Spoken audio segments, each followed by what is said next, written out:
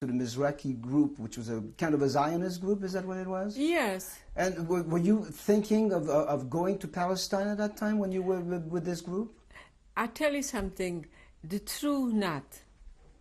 You were not thinking about that? No, because I was too young. Were you aware there was a Palestine? Yes, Jews yes, I was aware because my brother-in-law's brother, before he went to Israel, you know, and he stopped in our house and he told us all about it. He was a Halutzim. And he that was before World War II? Yes, yeah, and he left to Israel. And I remember to one of our neighbors, after his bar mitzvah, he left to Israel too. Did you do your bat mitzvah? No, that time nobody knew about bat mitzvahs, you know, and I didn't learn the Hebrew too good. I didn't want it, and I feel bad about it till today. Did your parents knew what was happening in Germany and like yes, 30, did they talk to you about it? Yeah, because you know what's happened with my father. We're living in the middle of the city. I was having like exactly at the middle. Because my father was very close with his brothers. And he was having one sister living in our city too. When it came a Shabbos, everybody came to our house because it was in the middle. So they were talking about politics, you know, and they knew that we're in for bad time, bad tzuras. What did they say? We heard other things like Hitler, he took over Austria. He came in already to Czechoslovakia, you know. That was no good because he expelled a lot of Jews from Germany and they came to our city and to neighboring cities. We got to absorb the people. How did it make you feel? Made me very worried. Very worried. We're scared to that we knew that we forbade things in. Did you know what happened in 1938 when the Kristallnacht, when they yes, were you aware of that? I was aware of it, not too much, but I knew about it because being not far away from the borders, a lot of people used to travel from Germany. They used to stop in our city, you know, because we're having one city not far away. They call it Katowice. There were a lot of business people used to go there, and whenever they came, they used to say that the Jews have bad, you know, and they expelling a lot of the Jews, and the Hitler started when he came to power, take away a lot of things from them, a lot of privileges, and a lot of them try to escape through the borders. And I used to love to read the newspaper too, you know, when I was going to school, even before the school. You know, I was very, very much interested, but, you know, because when you read the newspaper, you see the fashion, what was, and what's playing in the movies. You know, a girl that you were not interested in politics, though? Not too much, but now I knew what's going around, you know. What happened into your time when the war started, World War II in September, 1939? I tell you, this is till today, that story lives with me from the morning. Tell me about it. Till night. Like I mentioned before, our city was between 6 or 7 kilometers. The 1st of September, the Germans marched in 5 o'clock in our city they were. But before the Germans came in, a few days before, even weeks before, we knew already something bad gonna happen to us. First of all, we closed all the windows with shades. And you know, I remember till today, those shades were dark green. Because they were thinking they're gonna fight the war, so maybe some planes gonna go down, coming and wanna bomb. They were wooden shades? Not wooden, paper shades. Dark green. That was the number one, they told us, because there were, like at the whole city, they made people like black watches. Let's see, every 10th street, a guy was taking care of the street. Oh, block watches. Yeah. They were, the one person would watch a block of the city. Yeah, they were watching, you know, we should have the shades down. They should not, the electricity shouldn't go through. you know, that was number one, and they would not let the people shouldn't go outside. This was already before the war started, a few days before, you know. But I go tell you now, 5 o'clock, the Germans marched into our city. In the evening? In the morning. In the morning. Because it was between 6 or 7 kilometers. And when they came in, our whole house was shaking. Because they came on bicycles, they came on horses, they came with trucks, and marching. Because that time the wars they did not fight so like they're fighting now. They were on foot, you know, the soldiers, and our whole house was shaking. And I remember like today, because I was sleeping with my sister. Not every person could have his own bed. We're huddling next to each other. You mean his own bedroom, you mean? Yeah, bed and not bedroom too. What about your brother? Was he in a Polish army? No, my brother was married already. But he was not in the Polish army? He was not in the Polish army. Neither was your father? And my father was in the Russian army, not in the Polish, no. When was he in the Russian army? He was in the Russian army in 19... During World War I? No, at the Russian army he was when they were fighting the Japanese war. Because I was born in 1924, and my parents got married in 1905. Do you know why he went to the Russian army? You know why he went to the Russian army? Because that time, everybody with his able body got to join the army, and my father was 6 feet tall. My father, I remember when I was a kid, I remember him today too, you know, he was a very handsome guy. When he wore that Russian uniform, my God, when I watch some old-time movies, so sometimes I'm talking to myself and I'm thinking about it, you know, and I see the pictures what I see in my father. And my brother didn't go to the army because my brother got sick. And that way they didn't take him to the army. So that day you were all at home, the day the war started? Yeah, and I will remember being in bed with my sister, huddling together and shaking and worry what's going to happen to us. That was the first Friday in my life till then that my mother did not light the Shabbos candles. We were so scared. And you know, owning our own house, we're having the business in the front, and between the business and our property, a big fence. The fence must have been maybe 8 feet tall, with a gate to go in, because my father put down the rules for the girls. Everybody got to be home before 10 o'clock. When we're gonna be not home before 10 o'clock, he's locking up, we cannot go. He said so the father to us. It was funny, you know. He's gonna lock all the windows. So we usually, when we want to come home a little later, we left the window latch open so we can crawl into the house, you know, through the window. But that Friday was just like Yom Kippur.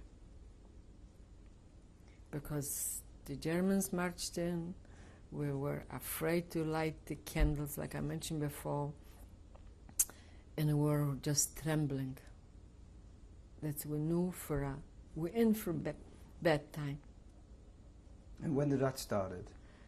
That started the 1st of September. No, the bad times, when did that start? The first day of the war. First of all, you know, when the German marched in was like this. Is a couple days later, we're having a nice synagogue. Because like I mentioned before, my father belonged to a shtibel. That synagogue, they throw all the books out, all the Torahs, and the prayer shawls, and everything on it, out of the shul, synagogue. And they made a bonfire out of it, of the books and the Torahs. Did you see that? Yes, we could smell the smell from far away. The smoldering from and we seen like a fire when it's burning, and the place is small. You could see from far away because there were no buildings more than 3 or 4 story high. You could see the smoke and everything. You know what they done, the Germans? After that fire quieted down, they converted that synagogue to a stable and to use for the horses and all military equipment. That was number 1. Number 2, we have to have ID cards right away at the beginning of the war. ID. And when they caught you without the ID in the city, you got kicked around, you got slapped around, and you got thrown in jail. Now, what was on the ID card? My name and my birthday, and that I am a Jew. And number 2 was curfew. We could be out in the street between 8 o'clock in the morning till 6 o'clock in the evening. And after this, in. And what happened if you are outside of the... Same thing happened like with the ID. And number 4 They will arrest you if you are yes. if you're in the street after 6 p.m.? Yes. Not arrested. You got beaten up. You got kicked around. Who was doing the kicking and the beating? The kicking, you know what's happened? Because I go back to the border city. A lot of Polish people became Volksdeutsche. And you know what a Volksdeutsche is? Way back, somebody came into the police station when the Germans came in. She said, way back my aunt was German. My grandfather was German, so I want to now be a Volksdeutsche. So the Volksdeutsche got more privileges with the regular Polish people. And Volksdeutsche means you're Have German all over again. No, you they have want to become German? Yes. That's what a Volksdeutsche is. And they joined the police force, and they became black watchers too. They became what? Black watchers. Black watchers. Yeah. And you know what was the 4th thing? They were not ready with the Star of David, Jude, because right away at the beginning they did not have ready the stars we should have sewn onto our clothes, the front of our clothes. So you know what we got? White armbands. No, what year was that? How much This after was the war 39. started? It's still in 39. It's still 39. So you know what my mother done? She said so, because there came out any kind of law enforcement, they were one, they put in the city hall. Or they put on telephone poles, you know, that they're not ready for the Star of David. We should have sewn up our clothes, so we're going to have white bands on our sleeves. Without this, when you be caught, you'd be put in jail. Just white band, there was nothing on it? At the beginning. No Star of David? No, because they were not printed right over there. So you know what? My mother took out a pillowcase. She tore up pieces, strips. She said, so keep it in case one going to fall off. You're going to have an emergency in the pocket, so you're not going to... You save yourself, you skin. Did you rebel about it, or you did what he told you to do? You know when the Jews start to rebel? The Jews start rebel after the Warsaw. What's happened at the Warsaw? But you did not. You took your licking like a good person. That's it. What can you do? Thinking nothing. What? Licking. You know, licking, beating up. Thinking what when you were taking the licking? You take it. You don't gonna fight back, because when you fight back was Warsaw. So we didn't fight back. He beat me up. He beat me up. That's all. I went home. And my parents said too, no, what can you do? Nothing. You're going to rebel against them, it's going to be worse. Did they throw you out from your home? When I was still, till 1942, I still lived in the house.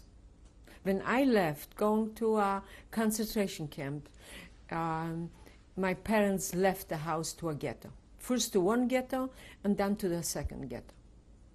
But you didn't know that until after the war, is that it? Yes. How did you know that they went from one ghetto to the other? After the war. Who told you that? After the war, some people, survivors, what they went after me, because I went to concentration camp the beginning of February 1942. Tell me about it. There was like a Black Friday, the day I went to concentration camp. Really was on a Shabbos. You were what, 18 years old? No. How old were you? Robert, I was 17. 1942. Yes.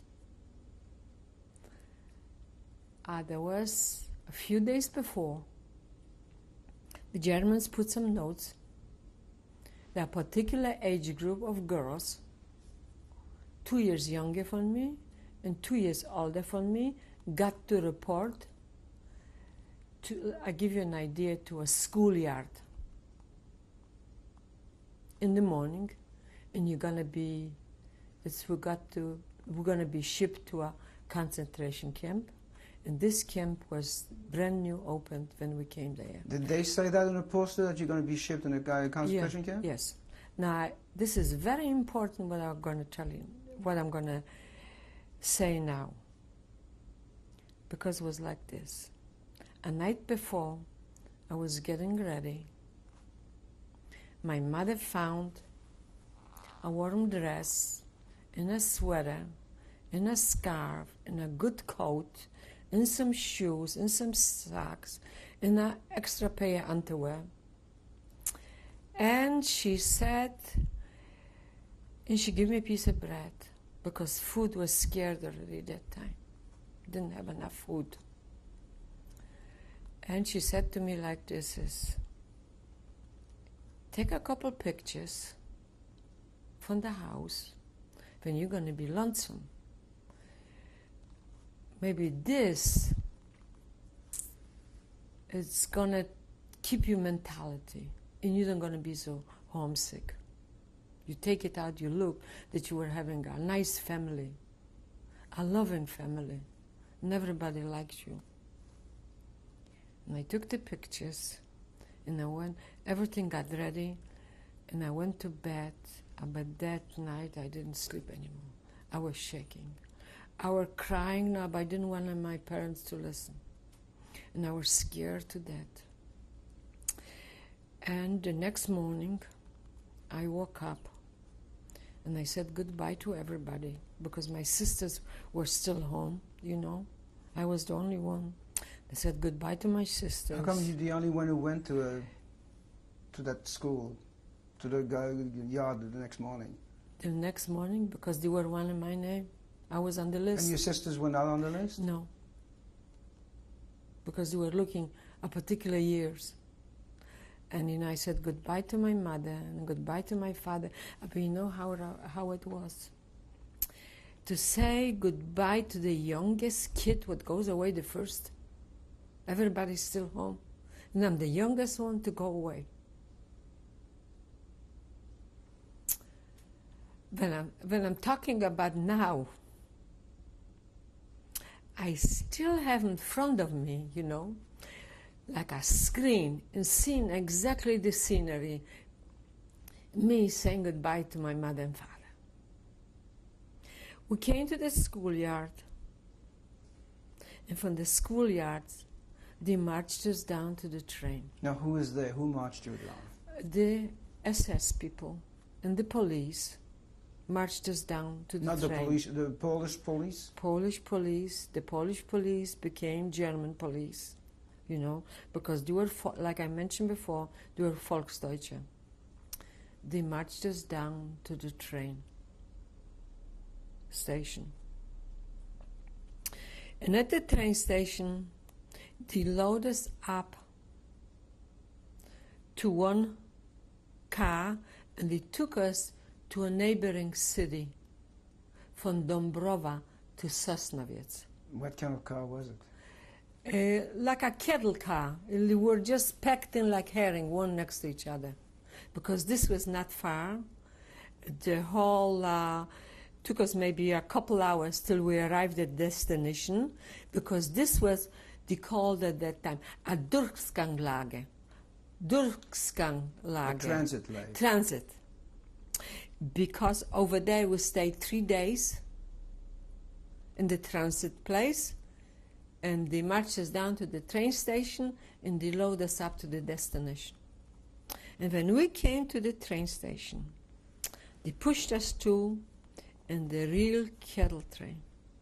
You know, there were some straw on the floors, and they put 2 pails for hygiene and 2 pails of water, and they pushed us around. And the train ride till the destination to that camp, you know, lasted 3 days. And those 3 days, those cries, those screams were miserable. Were there only young ladies in the train? Yes. No older people, no men, no children? No, they were just young, 2 years older than me and 2 years younger than me. Maybe somebody was, 3 years older than me. Those screams were unbearable. I could hear them today. And, you know, when they feel like, they throw us in some bread each day. Everybody a piece of bread with some water. Finally, after 3 days, we came to the destination. The destination called it concentration camp Greenberg. It's located not far away from Poznań, a Polish city. Not far away. Greenberg was in Poland? Greenberg was in Germany. It's called now Zielona Góra. This part of Germany, Poland has now. When we came to the destination, they marched us out from the train to the factory. At the factory, they converted a big warehouse to a bedroom. And we're having bunks set up 3 floors high, 3 bunk beds. Till we got those bunk beds assigned, we marched in. They told us all our clothes got to go on the floor. They went through all our possessions. That piece of bread what my mother gave me, let her rest in peace, was long eaten up, and was eaten up not at once, the crumb by crumb by crumb. The Germans went through all our possessions. My pictures were goodbye. They took everything away. They checked on our mouths, onto our arm, onto our behind, or we don't got any jewelry hidden or something. They took everything away. And we stayed there in that cold weather naked. Later they sprayed our clothes. They give us our clothes and they assigned us to the bunk beds. Did they shave you? That time, no. I was one of the lucky ones that I never were having shaved my hair the whole time. Finally, we got assigned the bunk beds. What it was a straw and a blanket, and the coat were used for our pillow. Possessions, we didn't have anything. Couple pair underwear. They took away your suitcases or whatever you had? We never got any suitcases. Never. Just when we got in the pockets, a couple underwear. That's it. Whatever you got on the back, that's what we got. I never got a suitcase. And Sunday was getting ready to go to work. They took us to work. The factory were making yard goods. Those yard goods were used for military uniforms and blankets. Because I was tall, I was assigned to a machine, this department, you call it Kremplerei. I explain you in 30 seconds what it was. They used to take all the materials, we put it in the machine, and she chopped it up. and fin this chopping up, they made such a soft blanket. And the soft blanket went to another machine, and they were making yarn out of it. That place, they were just making materials where I work. And I worked there for 3 years. What kind of machine were you assigned to? The machine called Kremplerei. Well, that's the machine you just told me. Yeah. No, you know, that machine was maybe 20 feet long. What was the hours? Hours were, we woke up 6 o'clock in the morning, by 7 o'clock we left. And when we went out in the morning, they give us a piece of bread with black coffee. And they marched us down to the factory. But before they marched us down to the factory, we got to stay at attentions because they were counting us every day, going to the factory and coming in the factory. And sometimes in the middle of the night, they woke us up to count us too. When you in the camp, were you guarded by the Germans? Yes. But inside the camp, there were Jews taking care of you, or what? No Germans, no Jews. There were no Judenreich. There was a Judenälteste, which was a Jewish commandant of the camp. A Jewish girl. Matter of fact, she's alive, and she lives in the United States. And what was her responsibility? Her responsibility was to take care of us. In which way? In which way? She was she with another girl, a helper, to count us, you know. She was like a person in between the German lady what was in charge, the German lady, what she was in charge, the SS lady, and us. She was responsible to see the camp run smoothly? Is that what it is? Yeah, yes. She's alive. I met somebody 4 weeks ago, and he told me she's in the United States. And one girl, she was very nice. She helped in the office. She survived too. She's someplace in the United States. Now, how long did you have to walk from the camp to the factory? There was like a quarter mile, because everything was on the grounds. Everything belonged to the same company. EJ Work. I don't know exactly the name of it, of that company. What were they? Farbe. They belonged to a big German company. But I would like to say something too. The day at the factory, how it was. After we marched down, we got our coffee, we got our piece of bread, we came to the factory and we walked there. Took us 3 days to learn how to operate the machine, and after 3 days you're on your own. I worked by one machine. Next there was a German guy working. Next to me was a German guy working. And constantly from the morning till the evening to feed the machine, because the machine has to go. And there were no stops, no going to the bathroom. And you were watching us constantly. It was very hard work. Constantly feeding the machine. You know, till today, I cannot stay still because I work so hard on that machine, and my back got crooked too, because I constantly were walking with my hands up, feeding the machine. We're going to stop now and change the tape.